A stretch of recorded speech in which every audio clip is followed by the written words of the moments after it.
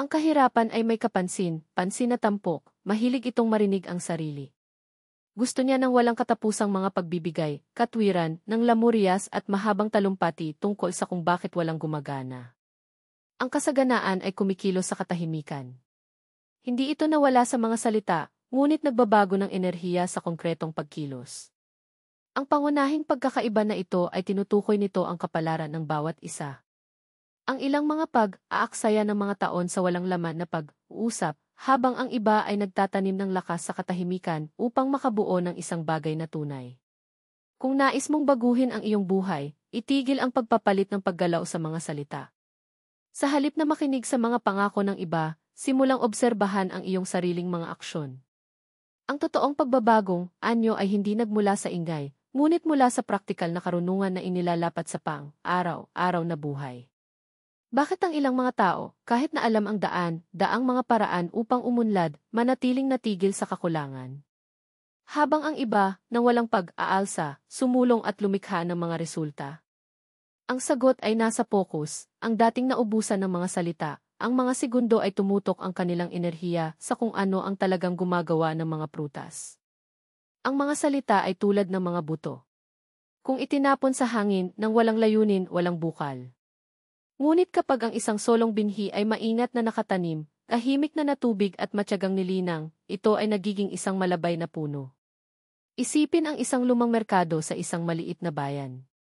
Sa pintuan, ang nangangailangan ay tumutol tungkol sa kung sino ang sisihin sa kanilang sitwasyon. Pinag-usapan nila ang swerte na darating tungkol sa sponsorship na darating sa anumang oras. Sa loob ng mga tindahan, gayunpaman, ang mga negosyante ay nagtatrabaho sa katahimikan. Binibilang nila ang mga barya, nag-aayos ng mga kalakal, at itinuturo sa kanilang mga anak ang halaga ng bawat sentimo. Malinaw ang pagkakaiba, ang ingay ay nasa labas, ang mga resulta ay ipinanganak sa loob. Karamihan sa mga tao ay nahulog sa bitag ng hindi produktibong pag-uusap. Sa palagay nila ang pag-uusap tungkol sa kanilang mga plano ay nagsasagawa pa ng isang hakbang. Ngunit ito ay isang ilusyon. Ang utak ay nagkakamali, naniniwala na kumikilos ito, kung sa katunayan walang nangyari.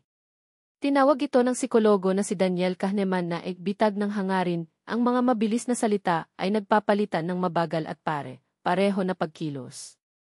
Gumugol ka ng enerhiya na nagsasalita at walang lakas upang kumilos. May kasabihan na nagsasabing pinoprotektahan ng katahimikan. Ang mga nagpapanatili ng kanilang mga plano ay lihim na mapanatili ang kanilang enerhiya. Huwag mo siyang sayangin sa mga opinyon ng iba o pinapayagan ang mga marupok na salita upang sirain ang marupok na hangarin. Sa loob ng katahimikan na ito, ang puwersa ay nag-iipon at nagpapakita lamang ng sarili kapag lumitaw ang mga prutas. Isipin kung gaano karaming beses mong ginugol ang mga gabi na uusapan ang tungkol sa kung ano ang dapat kong pigawin, kung ano ang ay subukan, ngunit sa susunod na araw ang lahat ay nanatiling pareho. Ito ay kahirapan sa pagkilos, maingay ngunit payat. Ang totoong kasaganaan ay isa pang paraan. Ipinanganak ito ng ugali ng tahimik at kumikilos, lumalaki mula sa disiplina na maraming nakakapagod, ngunit, tulad ng sinabi ni Viktor Frankl, ay nagbibigay sa tao ng pakiramdam ng layunin at pagiging matatag. Kapag pinigilan mo ang pagbibigay, katwiran sa iyong sarili ng mga salita, nagbibigay ng silid para sa mga aksyon. Ito ay sa sandaling ito na ang paraan ay nagsisimula para sa ibang buhay. Maraming tao ang nagkakamali na mag-isip kung hindi ko sasabihin, walang makakapansin. Ang katotohanan ay kabaligtaran. Kapag lumitaw ang mga resulta, nakikita ng lahat ang mga ito. Ang tanong ay, magkakaroon ka ba ng pasensya upang matiis ang katahimikan doon? Ang isang matandang tradisyon ng mga Hudyo ay nagtuturo na ang bawat salita na nagdidikta sa walang kabuluhan ay nagnanakaw ng kaunting lakas nito. Ito ay tulad ng pagkahagis ng isang barya sa isang malalim na na rin. Ang isa ay walang pagkakaiba, ngunit kung magpapatuloy ka, ang bulsa ay malapit ng walang laman. Ang parehong ay totoo sa pagsasalita. Ang labis na mga salita ay nagbibigay ng kaluluwa at kinukuha ang lakas na maaaring mabago sa pagkilos. Sa isang pamilya, itinuro ng isang ama ang kanyang anak na isang simpleng panuntunan, kung alam mo kung ano ang gagawin mo, huwag pag-usapan ito. Duty. Tinanong ng anak na lalaki, bakit? At sumagot ang ama, Habang ang iyong ideya ay hindi matatag, ang bawat salita ay tulad ng isang kutsilyo na pinuputol ang mga ugat nito. Pinapahina mo ang iyong sariling layunin sa iyong sarili. Pagkalipas ng mga taon, ang batang iyon ay naging isang maunlad na mangangalakal. Bihira siyang nagsalita tungkol sa kanyang mga plano, ngunit palaging gumawa ng mga konkretong hakbang. Sa makatuwid, lumaki ang kanilang mga negosyo. Ang kanilang mga kapitbahay, sa kabaligtaran, ay tinalakay ng malakas ang bawat ideya, nakatanggap ng 1,000 payo at walang mga resulta. Nabubuhay tayo sa isang oras na ang mga salita ay naging mura. Ang mga social network ay puno ng mga ulat tungkol sa mga tagumpay sa hinaharap. Ngunit ano ang nakikita natin? Sa likod ng mga salita, walang mga prutas. Ito ay tulad ng isang magandang showcase ng walang kalakal, kapwa ang may-ari at kung sino ang tumingin sa pagkabigo. Nabanggit na ni Morgan Housel, ang pera ay nagustuhan ang katahimikan. Ang mga yaman ay karaniwang nawawala ng higit sa kinikita nila. Ang prinsipyong ito ay hindi lamang wasto para sa pananalapi, ngunit para sa mahalagang enerhiya. Ang tunay na kasaganaan ay hindi nangangailangan ng pag-aalala. Lumalaki ito mula sa mga aksyon, gawi at paggalang sa oras. Madali itong madala sa pamamagitan ng mga pag-uusap tungkol sa hinaharap. Naupo kami kasama ang mga kaibigan, iginuhit ang mga grand plan, ngunit sa susunod na umaga bumalik kami sa parehong gawain. Ito ay tulad ng isang gulong na paikutin natin sa mga salita. Habang pinag-uusapan natin, tila gumagalaw ito, ngunit kapag nagsara tayo, sa dahil walang tunay na puwersa na pinalakas ito. Iyon ang dahilan kung bakit gusto ng kahirapan ang ingay. Hindi siya nakaligtas nang wala siya. Ang kahirapan ay gawa sa walang katapusang mga paliwanag tungkol sa kung bakit hindi ito gumana, mga dahilan tungkol sa hindi naaangkop na sandali ng mga reklamo tungkol sa mga pangyayari. Ang kasaganaan ay matahimik. Hindi ito nabigyang katwiran. Gumamit ng mga salita upang iulat kung ano ang nagawa na. Pinag-usapan ni Carol Dweck ang tungkol sa mindset ng paglago. Ang mga taong may mindset na ito ay naniniwala na ang lahat ay maaaring mabuo sa pamamagitan ng pagsisikap. Ngunit tandaan ng mabuti, pagsisikap, hindi mga salita. Ang pagsisikap ay nangangailangan ng katahimikan. Ang pagsisikap ay nangangailangan ng konsentrasyon. Sino ang lumalaki ay tumatagal ng mga hakbang. Nananatili sa kahirapan ay inulit ang mga dahilan. Mayroong isang sinaunang talinghaga tungkol sa isang alagad na nagpunta sa isang rabi na nagreklamo. Sinasabi ko sa lahat ang tungkol sa aking mga plano, ngunit walang nagbabago. Nanatiling tahimik ang rabi. Inulit ng alagad ang kanyang mga salita, ngunit nanatiling tahimik ang rabi. Nakakainis, tinanong ng alagad, bakit hindi ka sumagot? At sinabi ng rabi, dahil hindi ko nais na makuha mo ang huling lakas mula sa iyo. Ginugol mo na ang lahat sa mga salita. Ang mga salita ay maaaring gamot o lason, depende sa kung paano ito ginagamit. Ang isang solong salita ng paghihikayat ay maaaring magtaas ng isang tao, ngunit 1,000 mga dahilan ang nagpapahina sa iyo. Iyon ang dahilan kung bakit sinasalita ang kahirapan. Palagi siyang naghahanap ng isang nakikinig. Ngunit mayroong trahedya, walang nakikinig ang malulutas ang iyong mga problema. Ang mga salita ay hindi nagtatayo ng mga bahay, huwag punan ang mga coffer. Huwag palakasin ang pagkatao. Ang mga aksyon lamang ang gumagawa nito. Kung nais mong makalabas ng kahirapan, magsimula sa isang maliit na bagay, alamin na panatilihing katahimikan ang iyong mga saloobin. Hayaan ang mga salita na sumunod sa mga kilos, hindi bago. Ito ay sa katahimikan na ang lakas ay ipinanganak. Ito ay nasa katahimikan na ang pagpapasiya ay pinalakas. At ito ay sa parehong katahimikan na ang pagkakataon na baguhin ang kapalaran nito ay lumitaw. Sa mga lumang bahay, mayroong isang simpleng panuntunan, ang mga salita ay dapat tratuhin bilang mga barya. Huwag itapon ang kanilang mga sarili sa daan, o ikaw ay walang anuman. Ang karunungan na ito ay ipinasa mula sa henerasyon hanggang sa henerasyon, sapagkat alam ng mga tao na ang labis na mga salita ay sumisira. Sinabi ng isang matandang mangangalakal sa kanyang apprentice, noong bata pa ako, wala akong kalakal o imbakan. Mayroon lamang akong mga salita. Marami akong nagsalita at mahusay. Ipinangako ko sa lahat, malapit na akong buksan ang aking tindahan, magiging mayaman ako. Ang mga tao ay nakinig, ngunit hindi nila ito nakita. Madalas nating iniisip ang mga salita na lumapit sa layunin, ngunit sa katunayan maaari nilang magnakaw ang enerhiya na kinakailangan upang kumilos. Ito ay tulad ng isang tao na kumuha ng mga butil sa labas ng bag upang ipakita ang mga kapitbahay, ngunit hindi ito itinanim sa lupa. Nang sumunod na taon, walang ani. Tulad ng sinabi ni Daniel Kahneman, ang aming pag-iisip ay may mga traps. Kapag inihayag namin ng malakas ang aming mga hangarin, nagkakamali ang ating utak, iniisip na kumilos na ito.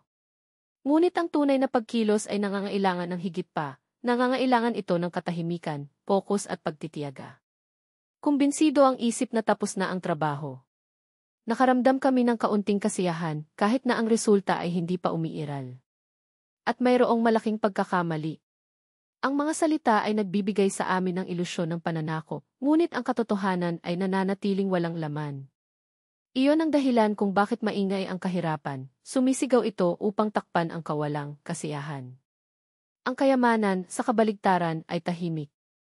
Lumalaki ito tulad ng isang puno, ang mga ugat ay lumalalim sa lupa, at sa paglipas lamang ng oras ang mga prutas ay lilitaw. Ngunit habang ang puno ay umaabot sa langit, hindi nito inihayag ang paglaki nito sa mundo. Lumalaki lang ito. Sinabi ng isang sambong, ang kahirapan ay chatter dahil natatakot ito sa katahimikan. Sa katahimikan, naririnig ang tinig ng budhi. Sa katahimikan, malinaw, hindi mo pa nagawa ang ipinangako mo. Iyon ang dahilan kung bakit ang kahirapan ay nagtatago sa likuran ng mga salita, hindi upang harapin ang katotohanan. Ngunit ang kayamanan ay ang katahimikan ng mga yapak. Walang tao. Makinig kapag may nagising ng maaga upang mag-aral. Walang sinumang nagpalakpakan kapag ang taong ito ay nagpapanatili ng isang labis na pera upang mamuhunan. Walang mga napansin kapag tumanggi siya sa walang laman na pag-usap at sa halip ay kumikilos. Ngunit ito ang mga hakbang na ito, hindi nakikita at tahimik, na nagtatayo ng kapalaran. May kwento tungkol sa dalawang kapatid. Palaging sinabi, gagawin ko ito, mananalo ako, magtatayo ako. Lumipas ang mga taon, at inulit niya ang parehong mga salita. Natahimik ang ibang kapatid. Hindi ako nagtaltalan, hindi ko ito napatunayan, hindi ito ipinangako. Ngunit araw ay gumawa ako ng isang hakbang, kung minsan ay naayos ito ng isang bakod, kung minsan nakuha ko ang bubong, kung minsan ay nagtitipon ng mga kalakal upang ibenta. Pagkalipas ng mga taon, ang una ay mga salita lamang, ang pangalawa ay may bahay, lupa at paggalang. Ang mindset ng paglago, tulad ng itinuro ni Carol Dweck, ay hindi itinayo ng mga salita, ngunit may pagkilos. Nangangailangan ito ng pagtitiyaga, gawi at pagiging sistematiko. Tinawag ito ni Angela Duckworth, ang kakayahang magpatuloy kapag sumuko ang iba. Ngunit ang puwersa na ito ay may isang kaaway, ang maliit na pag-uusap na gumugol ng enerhiya para sa wala. Tanungin ang iyong sarili ng isang katanungan, ilan ang mga salita na sinabi mo tungkol sa iyong mga plano? Ilan ang mga hakbang mo talaga? Dito karamihan ay miss ito. Sa palagay nila ang isang bagay ay nagbabayad para sa isa pa, ngunit ang mga salita ay hindi pinapalitan ang mga aksyon. Tandaan, maingay ang kahirapan sapagkat wala itong mga gawa. Ang yaman ay nagsara dahil mayroon itong mga resulta. Ang totoong lakas ay hindi ang sinabi mo, ngunit ang ginawa mo sa katahimikan. Isipin ang parisukat ng isang matandang kapitbahayan ng mga Hudyo, puno ng ingay, kasama ang mga tao na sumisigaw ng mga presyo, pagtatalo, pag-anunsyo ng mga promo. Ngunit sa gitna, ang isang mangangalakal ay nagsalita ng mas mababa sa lahat. Ang kanyang paninindigan ay simple, nang walang mga poster o hiyawan, at gayon pa man ito ang pinakahinahangad. Bakit? Sapagkat ang mga tao ay nagtitiwala sa katahimikan kaysa sa mga salita. Alam ng mangangalakal na ang salita ay isang barya, kung ginugugol ito ng walang sukat, nawawalan ito ng halaga. Hindi niya ipinangako ang pinakamahusay na produkto, ipinakita lamang ang kalidad. Habang ang iba ay sumigaw sa mga diskwento, naglagay siya ng isang dalisay at mabibigat na butil sa mga kamay ng kliyente. Ang mga tao ay nakakita, naglaro, nasubok at bumalik. Si Morgan Housel, sa kanyang pag-aaral ng pera, ay nagsabi, ang pinakamahalagang bagay ay hindi ang alam mo tungkol sa pananalapi, ngunit kung paano ka kumilos. Ang pag-ugali ay humuhubog sa resulta ng higit sa mga salita o kahit nakatalinuhan. Maaari mong malaman ang lahat ng mga formula ng pamumuhunan, ngunit kung makipag-usap ka ng higit pa sa ikaw ay nasa mga gilid. Sa makatuwid, sa tradisyon ng mga Hudyo, ang salita ay nakita hindi lamang bilang isang regalo, kundi bilang patunay. Ang mga salita ay bilang mga panauhin, dapat silang matanggap ng mabuti. Kung hayaan mo silang makakuha ng labis at hindi ma-feed ang mga ito ay isang kahihiyan. Ang parehong napupunta para sa mga pangako. Ang bawat salita ay nangangailangan ng isang aksyon, kung hindi man ito ay nagiging walang laman. Ang isang batang alagad ay nagreklamo sa Rabi, Master, araw-araw na sinasabi ko sa lahat ang tungkol sa aking mga plano, ngunit walang nagbabago. Binigyan siya ng Rabi ng isang binhi at sinabing, itanim ito. Ang alagad ay nakatanim at bumalik sa isang linggo mamaya. Walang umusbong. Sumagot ang Rabi, sinabi mo sa lahat na siya ay lumaki. Bakit ito lalago? Natupad na niya ang kanyang pangako sa mga salita.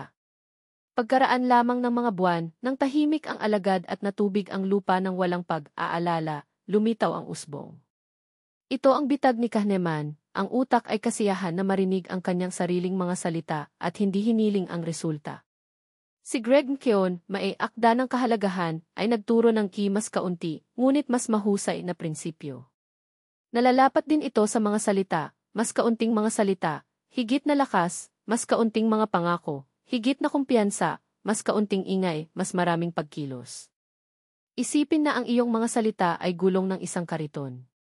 Kung ikot mo ang mga ito sa hangin, ang kariton ay hindi lumalakad. Lamang kapag hinawakan nila ang sahig ay ang paggalaw nito. Gaano karaming mga tao ang gumugol ng kanilang buhay sa walang laman ng mga liko? Iyon ang dahilan kung bakit maliit ang pagsasalita ng mayayaman. Naiintindihan nila ang kahalagahan ng katahimikan. Mas malakas ang iyong isip dahil puro ito. Ang kanyang mga salita ay bihirang bilang mahalagang barya, kapag nagsasalita sila, nakikinig ang mundo. Sinabi ni Ryan Holiday, ang balakid ay ang paraan. Ngunit kung tatalakayin mo lamang ang mga hadlang sa halip na malampasan ang mga ito, ang paraan ay hindi kailanman magbubukas.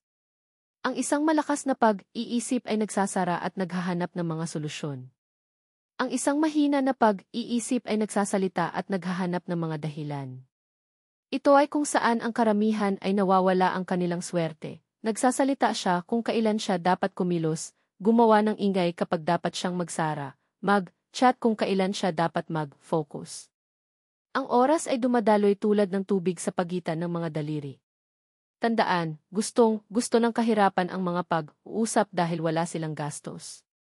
Ang kayamanan ay nagmamahal sa katahimikan dahil nagpapanatili ito ng enerhiya para sa pagkilos. Kung nais mong baguhin ang iyong kapalaran, magsimula sa katahimikan. Naway mas malakas ang iyong mga hakbang kaysa sa iyong mga salita. Nananatili sa parehong lugar, lamang sa mga walang laman na salita. Isipin ang negosyante na sumisigaw ng malakas. Na ang lahat sa merkado. Narinig nila siya mula sa malayo, ngunit nang lumapit ang mga tao, nakita nila ang mga katamtamang kalakal at umalis. Sa tabi ay may isa pa, tahimik, matulungin, puro. Ang tolda nito ay hindi gumuhit ng pansin, ngunit ang mga customer ay nanatili roon dahil natagpuan nila ang kalidad, hindi ingay. Pinag-usapan ni Cal Newport ang tungkol sa malalim na trabaho. Ang kayamanan ay dumating sa mga nakakaalam kung paano mag-focus. Ngunit paano mag-focus kung hindi tayo titigil sa pakikipag-usap?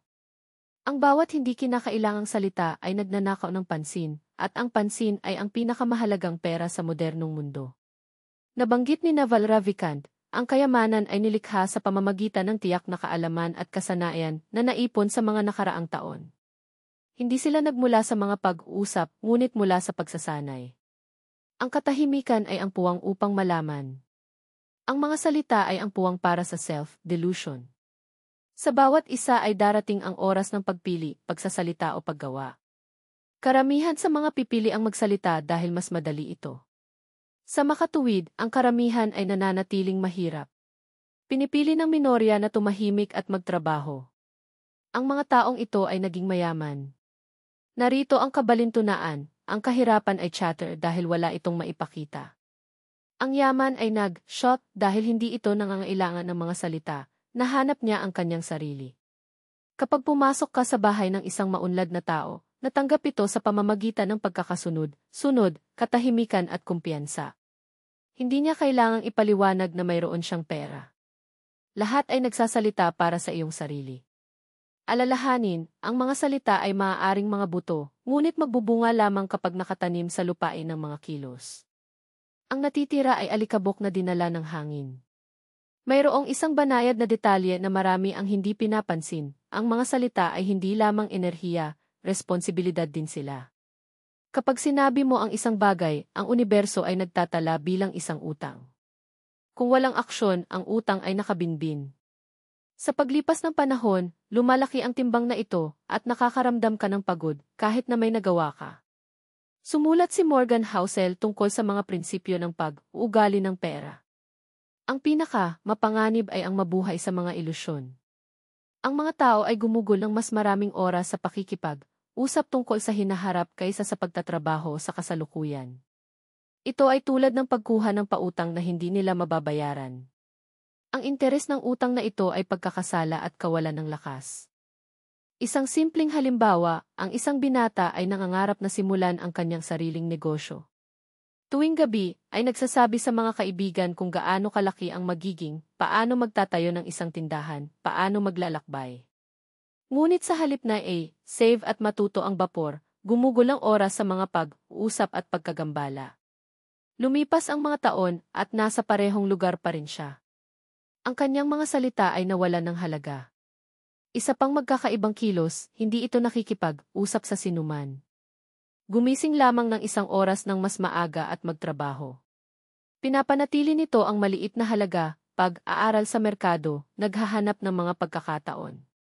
Siya ay nag-ikot, ngunit nagtatayo ng hinaharap araw-araw. Kapag nagbukas ang iyong tindahan, nagulat ang mga tao, saan nagmula ang lahat? Ito ay hindi isang himala, ito ay disiplina sa katahimikan. Pinag-usapan ni Nassim Taleb ang tungkol sa anti-fragility. Ang katahimikan ay nagpapalakas sa lalaki. Kapag nagsara ka at gumawa ng maliliit na hakbang, lumilikha ito ng isang sistema na lumalaban sa mga suntok ng patutunguhan. Ang mga salita, sa kabaligtaran, gawin itong marupok. Nagsisimula kang umasa sa pag-apruba, opinyon, panlabas na ingay. Ang anumang mga puna ay maaaring iling ang iyong kalooban. Binigyang diin ni Greg Keown, mas kaunti, ngunit mas mahusay. Hindi lamang ito angkop para sa mga bagay at kilos, ngunit para sa mga salita. Ang isang salita na sinabi sa tamang oras ay nagkakahalaga ng 1,000 walang laman na mga parirala.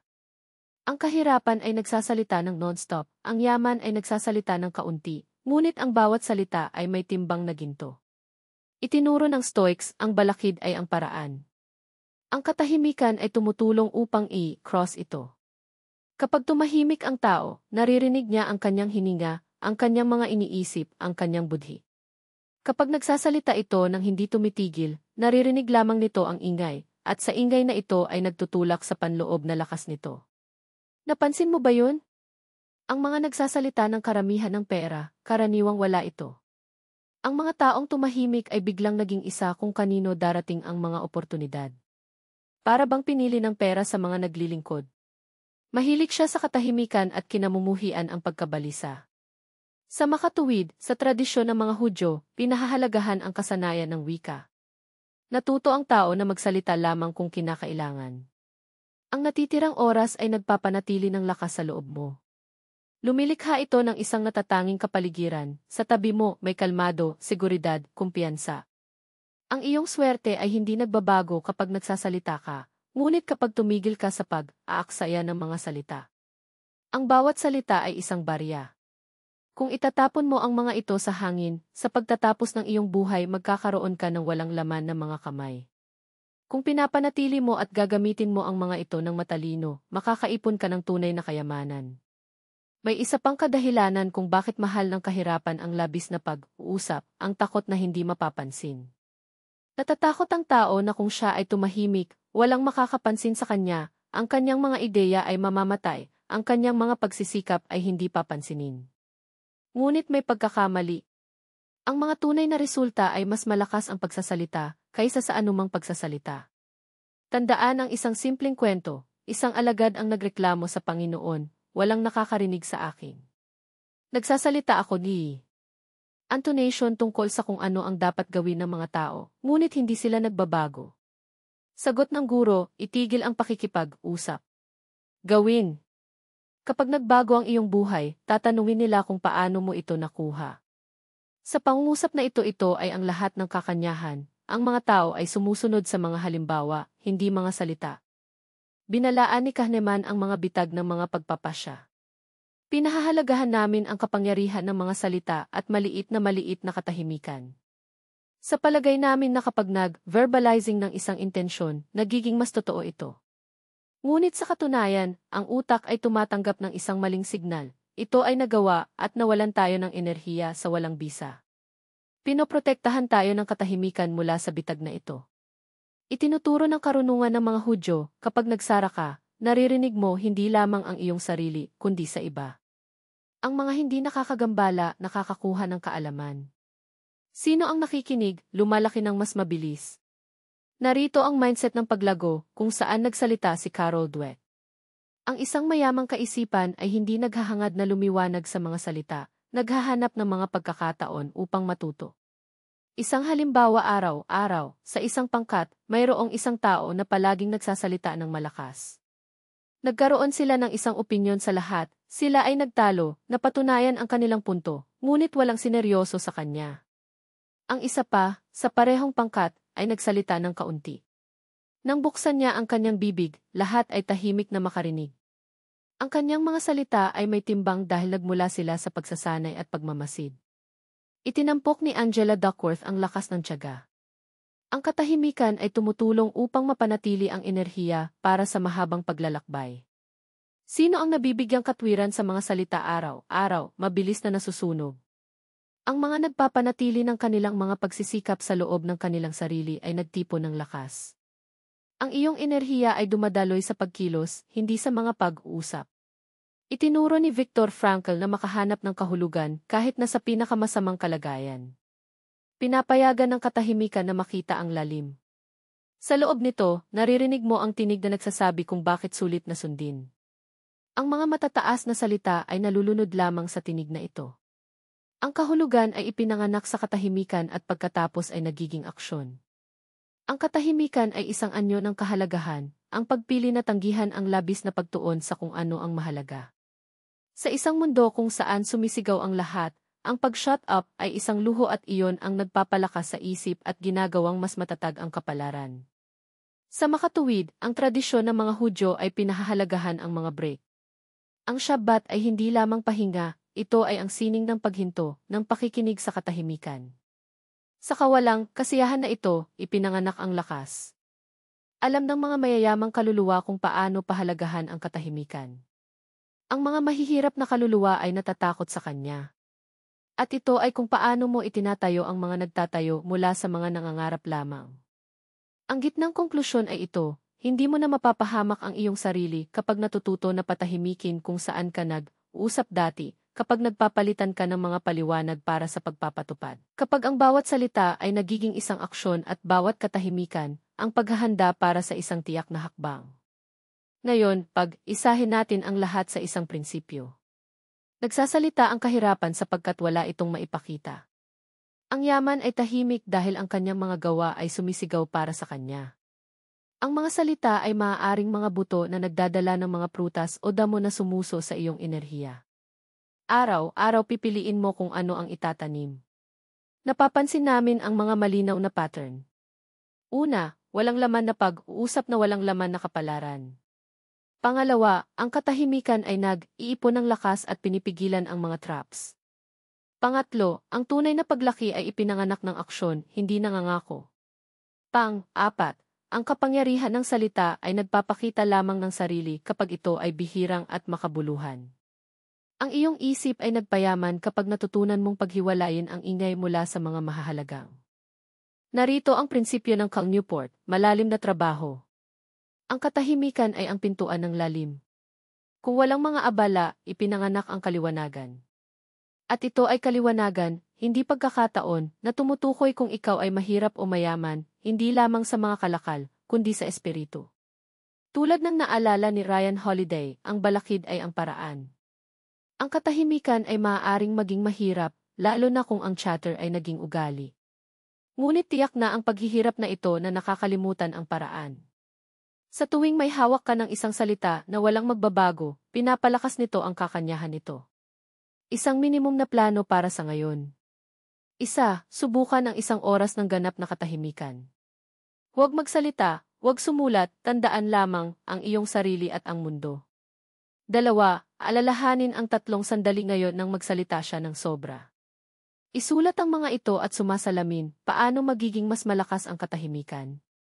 3. Pumili ng isang salita na talagang mahalaga sa iyo. Bigas ito ng malakas bilang isang pangako.